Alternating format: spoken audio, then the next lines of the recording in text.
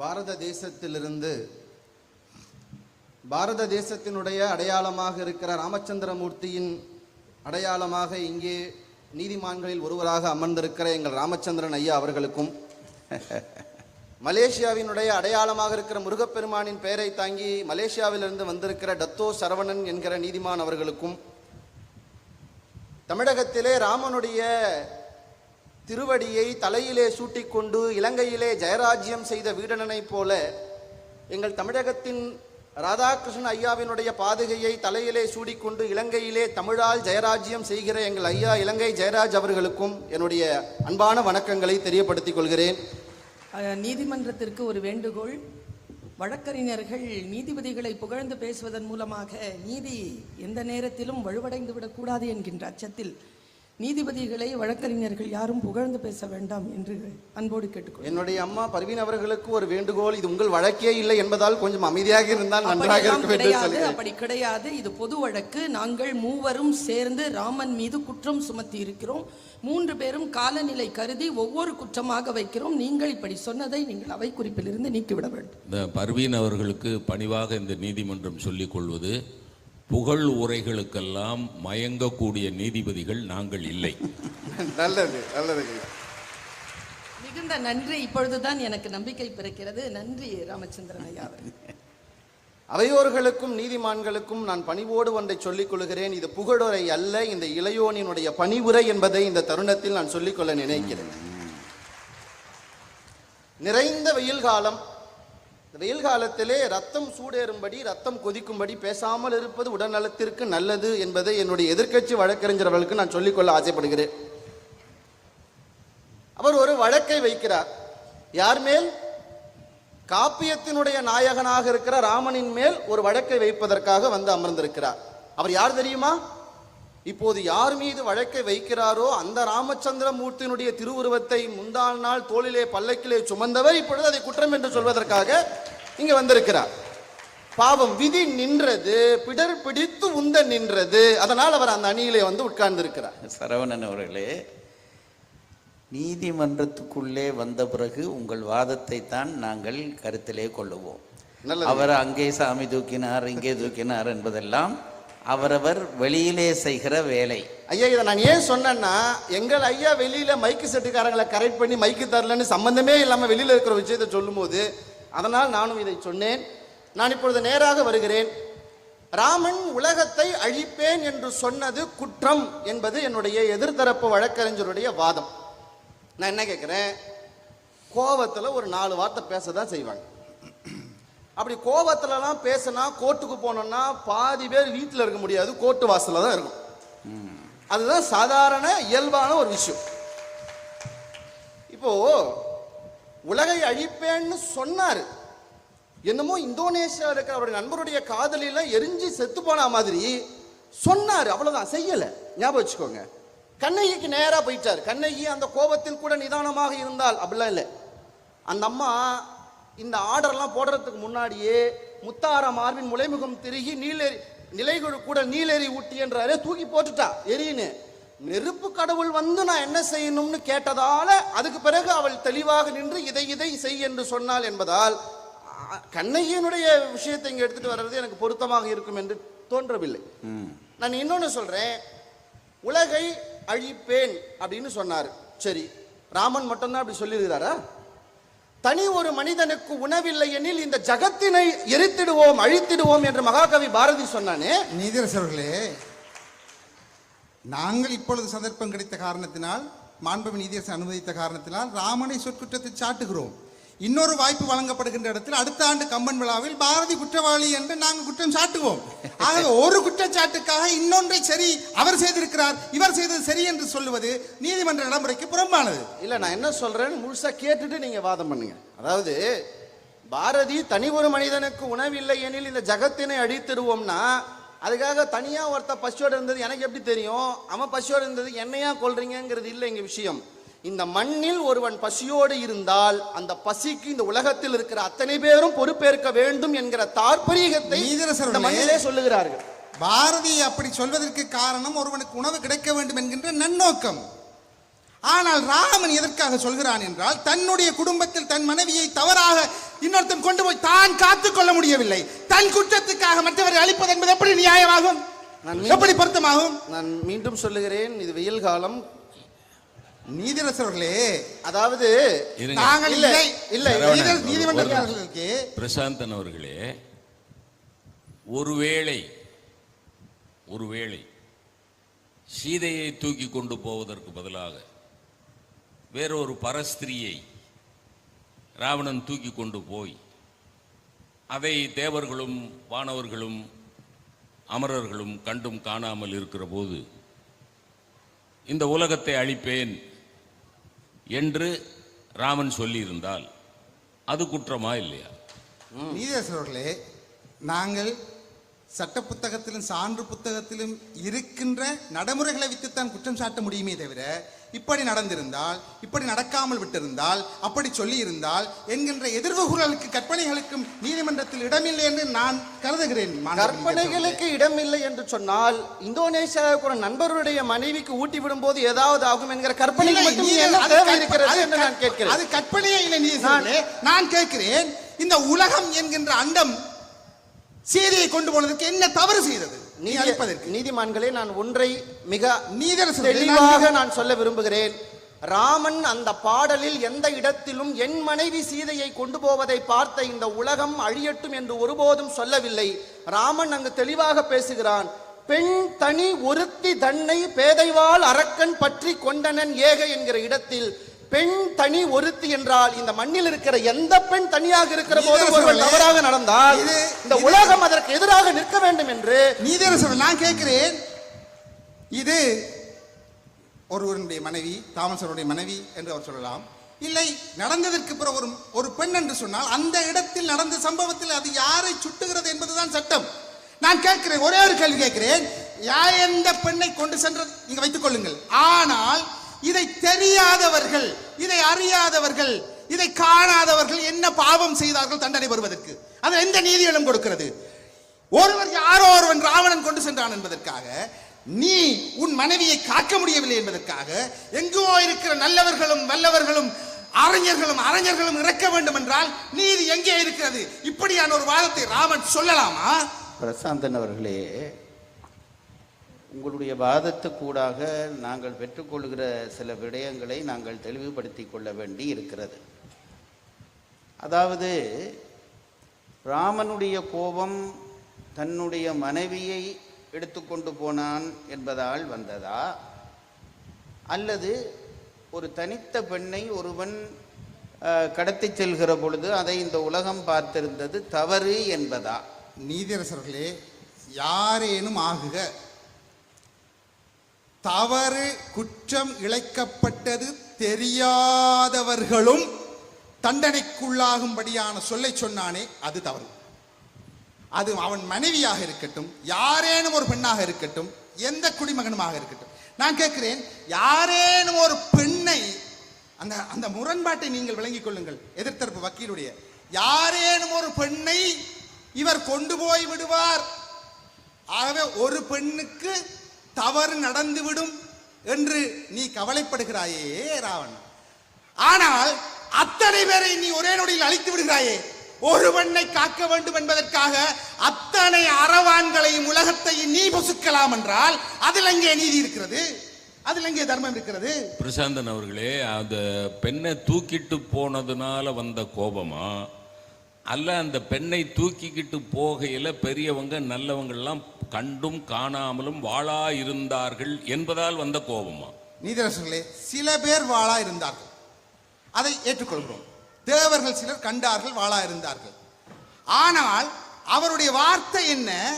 கண்டவானவர்களோடு எல்லா உலகத்தையும் அழிப்பேன் என்றால் நான் கேட்கிறேன், இந்த குற்றம் நடந்ததே தெரியாத சின்னஞ்சிறுசுகள், பெரியவர்கள், நல்லவர்கள் ஏன் அழிய வேண்டும் என்பது தானே என் கேள்வி.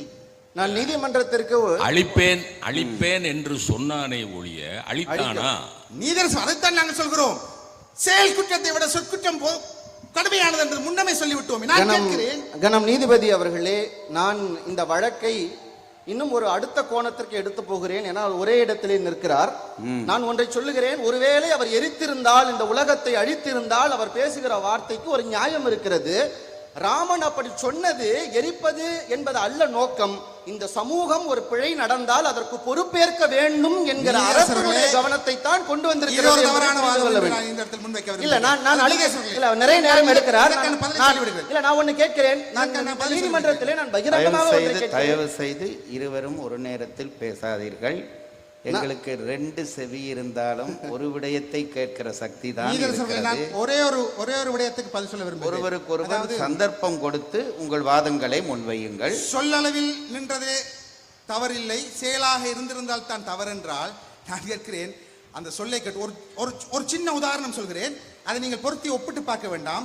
அண்மையிலே ஒரு அணுகுண்டுகளை வைத்திருந்த ஒரு வல்லரசினுடைய ஆதிக்க சக்தியினுடைய தலைவர் பேசுகிற பொழுது, இன்னும் 2 நாட்களில் இந்த உலகத்தின் நாகரிகம் சின்னாபின்னப்படும், அது மீண்டும் முளைக்காதவாறு அழித்தொழிக்கப்படும் என்று சொன்னாரே, நடக்கவில்லை. ஆனால் அது குற்றம் இல்லையா? குற்றம் இல்லையா? நான் கேட்கிறேன், அன்றைக்கு ராத்திரி அந்த ஈராக் தேசத்தில் வாழ்ந்த மக்கள் பயப்பட்டு இருக்க மாட்டார்களா? அச்சப்பட்டிருக்க மாட்டார்களா? இல்ல நம்ம பேசுற இந்த வினாவுக்கு நீங்கள் விடை சொல்லுங்கள். நம் நீதிபதி அவர்களே, வேணுமானால் பிரசாந்தன் கொஞ்ச நேரம் அமைதியாக அமரலாம். நன்றி. சில நேரங்களில் நியாயங்கள் பேசுவதற்கு எந்த விதமான கால இடைவெளியும் கிடைக்காது என்பதற்கு இதுவே ஒரு பெரிய உதாரணம் என்று நினைக்கிறேன். ரொம்ப ரொம்ப கோவப்பட்டு பேசிட்டு போயிருக்கிறார். ஏதோ ஒரு முன்னாடி எல்லாம் அழிஞ்சு போய் அந்த சாம்பல் மேலே ஏறி நின்று பேசுகிற மாதிரி எங்கள் அண்ணன் பேசிட்டு போய் உட்கார்ந்துருக்கிறார். நான் ஒன்னே ஒன்று சொல்கிறேன், நான் இதை அடுத்த இடத்துக்கு எடுத்துகிட்டு போகிறேன். ராமன் உலகை அழிப்பேன் என்று சொன்னால் ராமன் உலகத்தை அழித்தாலும் கூட அது பிழை இல்லை என்று நான் சொல்லுகிறேன். எப்படி? ஏனென்றால் ராமன் வெறும் கதை மாந்தராக மானுட தேகத்தை எடுத்து வந்த ஆன்மா அல்ல, அது சாதாரண ஆன்மா அல்ல. ராமன் பரம்பொருளினுடைய அம்சமாக இந்த மண்ணிலே வந்து அவதாரம் செய்கிறார். பரம்பொருள் என்ன செய்யும் என்று சைவ சித்தாந்தம் தொடங்கிய பெரியவர்கள் என்ன சொல்லுகிறார்கள்? இந்த உலகத்தை படைப்பதும், படைத்த உலகத்தை காப்பதும், காக்கின்ற உலகத்தை அழிப்பதும் அந்த கடவுளுக்கு ஒரு விளையாட்டு என்று கம்பன் முதல் பாடலிலேயே நமக்கு ஆழமாக சொல்லுகிறார். உலகம் யாவையும் தாம் உளவாக்கலும் நிலை பெறுத்தலும் நீக்கலும் அழகிலா விளையாட்டுடையார் அவர் தலைவர் அன்னவர்க்கே சரணாங்களே என்றால், இந்த உலகத்தை படைத்த பரம்பொருளுக்கு, இந்த உலகத்தை காப்பாற்றுகிற பரம்பொருளுக்கு இந்த உலகத்தை அழிப்பேன் என்று சொன்னால் அல்ல, அழித்தாலும் கூட அந்த பரம்பொருளுக்கு அந்த பொறுப்பும் தகுதியும் உரிமையும் இருக்கிறது என்பதை இந்த நீதிமன்றத்திற்கு நான் சொல்ல கடமைப்பட்டிருக்கிறேன். நீங்க இதை நான் சொன்னா பரவாயில்லை. அந்த ராமாயணத்திலேயே கருடன் வருகிறார். நாகபாசத்தில் எல்லோரும் விழுந்து போய் விட்ட பிறகு கருடன் வந்து என்ன தெரியுமா சொல்லுகிறார்? ராமா, எழுவாய் எவர்க்கும் முதலாகி ஈரோடு இடையாகி எங்கும் உளையாய். இந்த இடத்துல ரொம்ப அழகா சொல்றாரு. ராமா, நீதான் படைக்கிறாய், எழுவாய் எவர்க்கும் முதலாகி, ஈராகி நீயே அழிக்கிறாய், நீதான் கடைசியாகவும் இருக்கிறார், இடையாகி எங்கும் உளையாய் என்று கருடனுக்கு தெரியும் இது ராமன் என்கிற மனிதன் அல்ல, இது பரம்பொருளே வந்து பிறந்திருக்கிறது என்று சொன்னால். மாண்புமிகு நீதியரசர்களே, தங்களுடைய அனுமதியோடு நான் குறுக்கிட விரும்புகிறேன். நீதிமன்ற சட்ட நடவடிக்கைகளுக்கு மேலாக சட்ட வரம்புகளுக்கு உட்படாத அவதார கோட்பாட்டையும் பரம்பொருள் கோட்பாட்டையும் எதிர்க்க வக்கீல் பேசி அந்த கட்டத்திலிருந்து வேறு இடத்துக்கு கொண்டு செல்கிறார். நான் என்ன சொல்கிறேன் என்றால், மன்னிக்கணும், பரம்பொருளை கொண்டு வந்து நீங்கள் குற்றவாளி கூண்டில் நிற்க வைத்தாலும் பரம்பொருள் தான் ஐயா, பரம்பொருள் தான். நாங்கள் பரம்பொருள் அவதார கோட்பாடு இல்லை. இந்த மானுடனாகிய கணவனாக இருந்த ராமன் இந்த இடத்தில் என்ன செய்தான் என்பதைத்தான் நாங்கள் பேசுகிறோம். சட்ட எல்லைக்கு உட்படுத்தப்பட்ட ஒரு வரையறைக்குள் தான் நாங்கள் பேசுகிறோம். அவதாரங்கள் அற்புதங்கள் நீதிமன்றத்திற்கு பேச முடியாது. பிரசாந்தன் அவர்களே, இப்பொழுது அவர் வாதத்தை புதுவிதமாக திருப்புகிறார். உங்களிடமும் நான் கேட்க விரும்புகிறேன், ராமன் அவதார புருஷன் தான் என்று உங்கள் சட்ட புத்தகத்தில் இருக்கிறதா இல்லையா? சான்று புத்தகத்தில் இருக்கிறது. இந்த கதையை விவரிக்கின்ற ராமாயணத்தில் அவதாரமாக பேசப்படுகிறான். ஆனால் அவன் நடையில் நின்று என் நாயகனாக ஒரு மானுடனாக காட்டப்படுகிறான். ஆனால் அவனை இறைவனாக அல்லது அவதார புருஷனாக இந்த பதிவு செய்த நூல் காட்டி இருக்கிறதா இல்லையா? சந்தேகம் இல்லை, காட்டி இருக்கிறது. அப்படியானால் அவர் சொல்லுகிற வாதம், அதாவது 3 காரியத்தையும், அது முதல் பாட்டிலேயே அவர் சொல்லுகிறார், உலகம் யாவையும் தாமுளவாக்கல் நிலைபெறுத்தல் நீக்கல் இது அவனுடைய உரிமை என்று சொன்ன பிறகு நீதியரசர்களே, நான் ஒரு சின்ன கேள்வி கேட்பேன். பரம்பொருள் என்று தானே சொல்லுகிறீர்கள், பரம்பொருளுக்கு அழிக்கிற உரிமை இருக்குன்னு தானே பேசுகிறீர்கள். அந்த பரம்பொருளுக்கு தன் மனைவியை இன்னார் கடத்தி கொண்டு போனார் என்றது மட்டும் எப்படி தெரியாமல் போய்விட்டது? அது மட்டும் அப்படி இல்லாமல் போய்விட்டது. அது சரி. நடுவர் அவர்களே, உங்களுடைய அந்த இடத்தில் அவர் பரம்பொருள் தன்மையோடு இல்லை என்று நடுவர் அவரோட ஒப்புதலோடு நான் இதற்கு பதில் சொல்லுகிறேன். அவர் கேட்கிறார், பரம்பொருள் என்று சொல்லுகிறீர்களே, ஒரு மாயமான் போனதே பின்னால் போனாரே, மனைவியை தூக்கி கொண்டு போனாரே, யான் போனது என்று தெரியாமல் தேடுகிறாரே, அப்போது எப்படி இது சரியாகும் என்று கேட்கிறார். இதற்கும் கருடன் பதில் சொன்னான். ஐயா, என்ன பதில் கருடன் என்ன பதில் சொல்ல விடல, பரவாயில்ல, கருடன் கூட பதில் சொல்ல விட மாட்டேங்கிறார். ஒரு தளத்தில் இல்ல இல்ல இல்ல, நீங்க கேட்ட கேள்விக்கு பதில் சொல்லுங்க. இல்ல இல்ல, அவர் கேட்ட கேள்விக்கு என் பதிலை கேட்டுவிட்டு நீதிபதிகள் அதை ஏற்றுக்கொண்டால் ஏற்றுக்கொள்ளுங்கள். கருடனுடைய துதி என்பது இங்கு சான்றாகவே முடியாது. நான் முதலில் சொன்னது போல பக்திமையில் உணர்ச்சியில் பேசப்படுவது, உணர்ச்சியில் பேசப்படுவதை ஒரு நிமிஷம் அவர் என்ன பதில் சொல்லுகிறார் என்று அறிவோம். கருடன் ராமனை பார்த்து கலங்கி அழுது, எங்க பிரம்மாஸ்திரத்தில் விழுந்து கிடக்கிற இலக்குவன் உட்பட்ட அத்தனை பேரையும் பார்த்து கலங்கி அழுது கதறுகிற யாரு? பரம்பொருள். பரம்பொருள் அவர் கேட்கிறது, பரம்பொருள் அழலாமா? நான் சொல்லவில்லையே, நீங்க தான் பரம்பொருள் சொன்னீங்க. அதான் இல்ல, சொல்ல விடுங்க ஐயா, ஒரு நிமிஷம், வெயில் காலம், ஒரே நிமிஷம். அதாவது அப்படி அழுகிற கருடன் என்ன தெரியுமா சொல்லுகிறான் ராமனை பார்த்து? இந்த வார்த்தையை இந்த மன்றத்திற்கு நான் சொல்லுகிறேன். பேராயிரம் உடையாய், பிறந்த பொருள்தோறும் நிற்றி, பிரியாய் தீராய் பிரிந்து திரிவாய், திறந்தொரும் அவைதொரும் என்று தெளிவாய். இந்த வரிக்கு என்ன உரையை எழுதுகிறாள் உரையாசிரியர்கள்? ராமா, நீ நரசிங்க அவதாரம் எடுத்த போது உன்னை உணராத நிலையிலே மிக வெறியாட்டம் ஆடுவது போல நடித்தாய். நீ ராமாவதாரமாக இப்பொழுது வருகிற போது மனிதனைப் போல் நடிக்கிறாய். நீ நடிக்கிறாய் என்பது எனக்கு தெரியும், உனக்கும் தெரியும். வேறு யார் அறிவார்? அதிரேக மாயையை யார் அறிவார் என்று கருடர் சொல்லுகிற இடத்தில் நீங்கள் சொல்லுகிற ராமன் அழுததும் சீதையை தேடி போனதும் அந்த அவதாரத்திலே எம்பெருமான் பரம்பொருள் நடித்த நடிப்பு. நீதியரசர்களே, இந்த இடத்தில் நான் எதுவும் பதில் சொல்ல விரும்பவில்லை. அப்படி என்றால் வழக்கை ரத்து செய்து எங்கள் இந்த முதல் வழக்கிலே இந்த அவதாரம் இல்ல, வழக்கறிஞர் தோல்வியை ஒப்புக்கொண்டார் என்ற காரணத்தினால் கனம் நீதிபதி அவர்களே இந்த வழக்கை முடித்து வைத்தால் அடுத்தடுத்து பேசக்கூடிய நீதியரசர்களே, நான் ரெண்டு கருத்து சொல்ல விரும்புகிறேன். இந்த இடத்தில் கருடாழ்வாருடைய துதியையும் அவதார கோட்பாட்டையும் அவர் சொன்ன அந்த வாக்கியங்களையும் பக்திமையோடு சொன்னவற்றையும் தேவையில்லாமல் இந்த சாட்சியங்களாக அவர் சொல்கிறார். அதை ஏற்றுக்கொள்வதும் ஏற்றுக்கொள்ளாத நீதிமன்றத்தினுடைய கடன். தொடர்ச்சியாக பேசுகிறேன் என்று அவர் ஒருவருக்கொருவர் சந்தர்ப்பம் கொடுத்து பேசுங்கள். இப்பொழுது அவர் கேட்டிருக்கிறார், அந்த சந்தர்ப்பம் எனக்கு வழங்கப்பட வேண்டும். என்ன சந்தர்ப்பம் கேளுங்க. நீதியரசர்களே, ஒன்று, முதலாவது அவர் இந்த எனக்கு வெப்பமா இருக்காம சூடுறாராம். இல்ல, உங்களுக்கு இதற்கு நீங்கள் நேரம் கேட்கவில்லை. நான் சொல்லுகிறேன் நீதியரசர்களே, அதாவது அவருடைய கருத்து என்ன என்றால், பொருத்தமான ஒரு இடத்தில் ஒன் சைட், அந்த ஒற்றை பார்வை, ஒரு இடத்தில் தேவையான இடத்தில் அவர் பரம்பொருளாக சொல்வது, தேவையில்லாத இடத்தில் மனுஷனாக நடிச்சார் என்றது, இது ஒரு நீதிமன்ற எல்லைக்குள்ளே பொருத்தமற்றது என்பதை நீதிமன்றம் கவனத்தில் கொள்ள வேண்டும். ஒன்று. இரண்டாவது, அவர் செயலளவில் செய்யவில்லை, செயலளவில் செய்தாலும் அது சரி என்று சொல்கிறார். இதை நினைவில் வைத்துக் கொள்ளுங்கள். அவர் சொல்லளவில் சொன்னதற்கே உலக சமநிலை குழம்பியது. இதற்கு அடுத்த பாடலுக்கு வாருங்கள். நான் அடுத்தடுத்துக்கு நகர்கிறேன். நான் நகரவில்லை என்று அவர் ஒரு இடத்தில் நிற்கிறார். அடுத்த பாடல், நான் சரியான இடத்துக்கு சான்று காட்டுகிறேன். கருடாளர் துதிக்கு போகவில்லை, சரியான இடத்தில் என்ன சொல்கிறான்? வெண்சுடர் கடவுள் மீண்டும் மேருவில் மறையல் உற்றார். ராமனுடைய இந்த வார்த்தைகளை கேட்டதற்கு பிறகு செயல் இல்லை. சொற்களை கேட்டவுடனே உதித்துக் கொண்டிருந்த சூரியன் மீண்டும் மேருவில் மறையல் உற்றான். இருள் வந்துவிட்டது. என்சலில் திசையில் நின்ற யானைகள் இரியல் போன, திக்கு யானைகள் காத்து நின்ற யானைகள் ஐயோ ராமன் கொல்லப் போகிறானே என்று ஓடிவிட்டன. உலகத்துக்கு காவல் இல்லை. அது மட்டுமா, துஞ்சியது உலகம் என்பது என் உலகம் துன்பப்பட்டது, அச்சப்பட்டது என்று நான் சொல்ல வேண்டுமா? அடுத்த வரி, துணிந்த நெஞ்சோடு ராமாயணம் முழுக்க வலம் வந்த அஞ்சினன் இளையவேந்தன் இலக்குவனே பக்கத்தில் இருந்து பயப்பட்டான் என்றால் அயலுளார்க்கு அவதியுண்டோ? மற்றவர்களை பற்றி நான் சொல்ல வேண்டுமா என்று கம்பன் பேசுகிறானே, பேசவில்லையா? நான் இது எதிர்த்தரப்பு வக்கீலுக்கு தெரியாத இந்த அனுபவம், எதிர்த்தரப்பு அண்ணன் திருநந்தகுமாருக்கு தெரியாதா? ஒரு சொல் விளைகின்ற அச்சம் என்பது மாபெரும் குற்றம். ஒரே ஒரு சந்தர்ப்பத்தை சொல்லி நான் அமர்கிறேன். யுத்த காலத்தில் நாங்கள் யாழ்ப்பாணத்தில் வாழ்ந்து கொண்டிருக்கிற பொழுது சாதாரணமாக ராணுவ தலைமையகத்தில் இருந்து செய்திகள் வரும். இன்று யாழ்ப்பாணத்தில் பயங்கரவாதிகளுடைய இலக்கு தாக்கப்படும் என்று. பயங்கரவாதிகள் யார் என்று உங்களுக்கு தெரியும். அவர்கள் சந்தோஷமாக தீவிரவாதிகள் போராளிகள் திரிவார்கள் சைக்கிளில். என்றைக்கு ராணுவம் பயங்கரவாதியின் முகாம் அளிக்கிறது என்று என்றைக்கு குண்டு பயங்கரவாதி முகாமில் விழுந்திருக்கிறது, அது வைத்தியசாலையில் விழுந்திருக்கிறது, தேவாலயத்தில் விழுந்திருக்கிறது, பாடசாலையில் விழுந்திருக்கிறது. அவர்கள் போராளிகள் இயல்பாக திரிவார்கள்.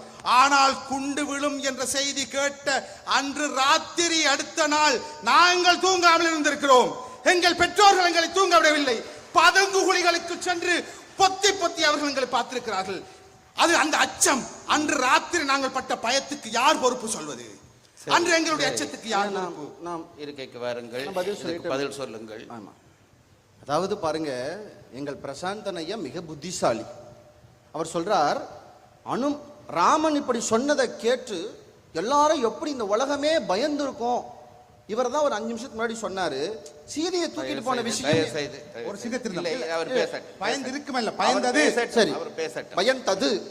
நான் என்ன சொல்றேன், இப்போ இவர் தான் ஒரு கொஞ்ச நேரத்துக்கு முன்னாடி சொன்னார், எங்கேயோ இருக்கிற சீதையை யாரோ தூக்கிட்டு போனது எப்படி உலகத்துல இருக்கிற எல்லாருக்கும் தெரியுங்கிற மாதிரி, எங்கேயோ இருக்கிற ராமன் எங்கேயோ 5 பேர்கிட்ட உலகத்தை அழிப்புன்னு சொன்னா மட்டும் எப்படி எல்லா உலகத்துக்கும் அது போய் தெரிஞ்சுது?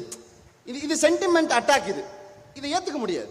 நான் ரொம்ப தெளிவா முடிச்சிட்டேன் வழக்கே. என்ன சொல்றேன், உலகம் பயந்ததாகவே இருக்கட்டும், உயிர்கள் நடுங்கியதாகவே இருக்கட்டும், உயிர்கள் பயந்ததோ நடுங்கியதோ ஒடுங்கியதோ, அந்த ஒடுக்கம் கூட பரம்பொருளினுடைய 5 தொழில்களில் ஒன்று என்றால் அதை கேள்வி கேட்க நமக்கு எந்த விதமான ஒன்றும் இல்லை என்பதுதான் என்னுடைய வாதம். சரவணன் அவர்களே, இப்ப வழக்கு ராமன் மனிதன் என்று பாவித்து வந்திருக்கிறதா, இல்லை ராமன் பரம்பொருள் என்று பாவித்து வந்திருக்கிறதா? நான் நீதிமன்றத்தை பணிவோடு கேட்கிறேன், நீங்கள் ராமனை வெறும் மனிதனாக இந்த இடத்துல நிறுத்துகிறீர்களா அல்லது பரம்பொருளினுடைய அவதார புருஷனாக நிறுத்துகிறீர்களா என்றதை சொன்னால் அதை மையமாக கொண்டு என்னுடைய நிறைவுரையை நான் வழங்குகிறேன். அப்படியானால் அவதார புருஷனாக இருக்கக்கூடிய ராமனுக்கு தன் மனைவியை ஒருவன் கடத்தி கொண்டு போயிருக்கிறான் என்பது ஏன் தெரியாமல் போனது என்று பிரசாந்தன் கேட்கிற கேள்விக்கு உங்களுடைய பதில் என்ன? அதற்கான பதிலை நான் சொல்லிவிட்டேன் ஐயா. கருடன் சொல்லுகிறான், ராமன் ஒவ்வொரு அவதாரத்திற்கும் ஏற்றது போல நடிக்கிறார், ஆரறிவார் இந்த மாயையை என்று கருடன் சொல்லுகிறான். இது ராமனினுடைய நடிப்பு என்று சொல்லுகிறான்.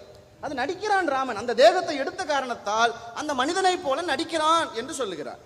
நான் நிறைவாக ஒன்றை இந்த அரங்கத்திற்கு சொல்ல நினைக்கிறேன். இந்த மொத்த வழக்கினுடைய அடிநாதமே சொல். அடிநாதமே சொல். அந்த சொல்லிலே இருந்தே நான் சொல்லுகிறேன். அதே கருடன் போவதற்கு முன்னால் ராமனை பார்த்து சொன்ன பாடல் என்ன தெரியுமா? சொல் ஒன்று உரைத்தி பொருள் ஆதி தூய மறையும் துறந்து திரிவாய். அவை நன்றாக கேட்கணும். கருடன் சொல்லுகிறான், இந்த மண்ணிலே சொல்லப்படுகிற எல்லா சொல்லும் ராமன் தான், அந்த எல்லா சொல்லின் பொருளும் ராமன் தான். இந்த எல்லா சொல்லும் ராமன் தான் என்பதிலே நல்ல சொல்லும் ராமன் தான், கடுஞ்சொல்லும் ராமன் தான். எல்லா சொல்லுக்குள்ளேயும் ராமன் இருக்கிறான், எல்லா பொருளுக்குள்ளேயும் ராமன் இருக்கிறான். நான் அடுத்த வரைக்கும் முக்கியமா வரேன். வில் ஒன்று எடுத்தி சரம் ஒன்று எடுத்து மிளிர் சங்கம் மங்கை உடையாய். ரொம்ப கவனிக்கணும், முக்கியமான இடம் இதுதான். ஏன்னா கம்பராமாயணம் என்று எழுதப்பட்டது அல்ல, இது கம்பராமாயணம் என்று எழுதப்பட்டது அல்ல, இது ராமனுடைய திருஅவதாரம் என்று எழுதப்பட்ட ஒரு காப்பியம். ராமனை பரம்பொருளாக கம்பன் காட்டிட தன் குறிகளால் காட்டிட முயற்சி செய்வதற்காக எழுதப்பட்ட ஒரு காப்பியம். அதை மறந்துவிடக் கூடாது. அப்ப குறிகளால் பரம்பொருளை காட்ட முயற்சி செய்த ஒரு காப்பியத்திலே அந்த குறியையே நாங்கள் ஏற்றுக்கொள்ள மாட்டோம் என்று சொல்வதை ஒருபோதும் ஏற்றுக்கொள்ள முடியாது. நான் இப்ப சரியான ஒரு இடத்திற்கு வருகிறேன். கருடன் சொல்லுகிறான், கொல் என்று உரைத்தி இந்த உலகத்தை அழிப்பேன் என்று வில்லை தூக்கி கொண்டு நிற்பதும் பரம்பொருள் தான். கொலையுண்டு நிற்றி அப்படி நீதியரசர்களே, என்னை தயவு செய்து மன்னிக்க வேண்டும். இந்த இடம் தேவையில்லாமல் ஒரு ஆழ்வார் பாசுர வியாக்கியான சக்கரவர்த்திகளாக மாறிக்கொண்டிருக்கிறதோடு நான் நிச்சயமாக அச்சப்படுகிறேன். நேரம் போகிறது தேவையில்லாத ஒரு களத்தில் நின்று கொண்டு சரி கருடன் சொன்னான், அதை நீதிமன்றம் குறித்துக் கொண்டு விட்டது. அது கடவுளாக கருதுகிறதா மனிதராக கருதுகிறதா நீதிமன்றம் தீர்மானிக்கட்டும். இந்த இடத்துக்கு வாருங்கள். இந்த இடத்தில் வார அநியாயம் நடந்திருக்கிறது என்று பாருங்கள். வேறொரு தளத்தில் நின்று ஏன் தேவையில்லாத பேசிக் கொண்டிருக்க வேண்டும்? நான் இந்த இடத்தில் இன்னொரு சான்று சொல்லவா? தாரகை உதிர்மாறும் தலிக்கதிர் பிதிர்மாறும் பேரையில் வானமெல்லாம் புறங்கரி. தயவு செய்து 2 வக்கீல்களும் உங்கள் இருக்கைக்கு வாருங்கள். நன்றி நீதியரசர்களே. ஒரே ஒரு செய்தி மட்டும் சொல்லிடுறேன். உங்களுடைய ஒப்புதலோடு ஒரு செய்தியோடு நான் நிறைவு செய்ய வாய்ப்பு தரல. அதனால் ஒரே ஒரு செய்தியோடு நிறைவு செய்கிறேன்.